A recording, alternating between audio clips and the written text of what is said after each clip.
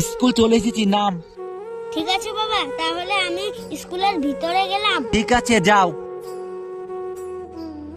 আমি তো ফার্স্ট হয়েছি। আমি মিথ্যে মিথ্যে কয়ে বলবো আমি ফেল করেছি, তাই বাবা দেখি কি বলে। রেজাল্ট তো দিল অনেকক্ষণ হলো, ছেলেটা বেরোচ্ছে না কেন? যাই তো গিয়ে দেখি। ওই তো আসছে। কি রে, তুই এরকম মন খারাপ করে আছিস কেন? বাবা আমি ফেল করেছি। আমি জানতাম তুই ফেলই করবি, পড়াশোনা তো করিস না, শুধু খেলিস, এটাই হওয়ার ছিল। আজ থেকে তোর পড়াশোনা বন্ধ, বাড়ি চল। বাবা তুমি আমার হাতটা ছাড়ো, আমার কথা একবার শুনো, একবার শুনো। কাকু দাঁড়াও দাঁড়াও। কি হয়েছে রে, ডাকছিস কেন? আরে সুগদা, তুই ওকে টেনে টেনে নিয়ে যাচ্ছিস কেন? ফেল করেছে তাকে টেনে নেবো না, আদর করে নেবো?